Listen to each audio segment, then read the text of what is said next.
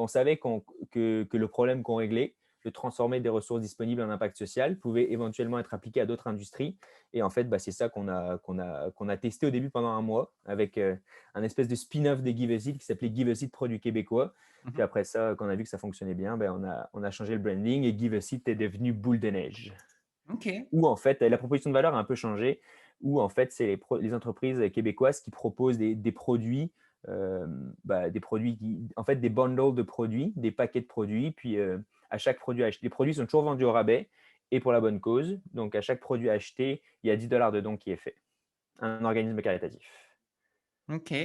Comment tu fais pour et comment avec ton associé vous faites pour, générer cette demande et aussi, cette offre, sur votre plateforme?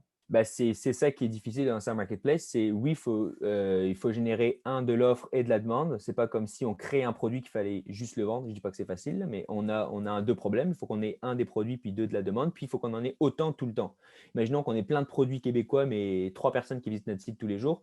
Les entrepreneurs, ils vont dire: «C'est bien votre concept, mais vous vendez rien. Donc on arrête, hein, de travailler avec vous». Puis au contraire, si on a un produit sur le site et 150 000 personnes qui visitent notre site tous les jours, Mmh. ils viendront plus parce qu'il va dire: «C'est tout le temps le même produit. Donc c'est bien votre concept, mais tout». Donc, ce qui est difficile, c'est oui de l'agrandir, mais de l'agrandir à peu près à la même vitesse pour qu'on ait 15 produits, 150 visites par jour, 30 produits, 300 visites par jour, puis augmenter ça petit à petit. Mmh. Euh, pour qu'en fait les deux parties de la marketplace soient satisfaites.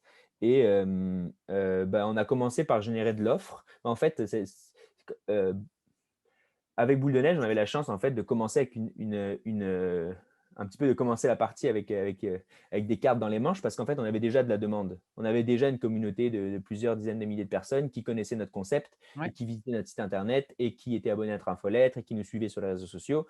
Donc en fait, à partir du moment où on a modifié notre offre, on avait déjà de la demande. Donc ça, c'était cool. Mais au tout début, ce qu'on a fait, c'est qu'on a commencé plutôt par générer de l'offre pour voir si notre proposition de valeur répondait à un vrai besoin. Mmh. Puis après ça, à grossir cette offre-là tranquillement. Puis après ça, la demande a grossi avec le bouche à oreille, du marketing qu'on a pu faire.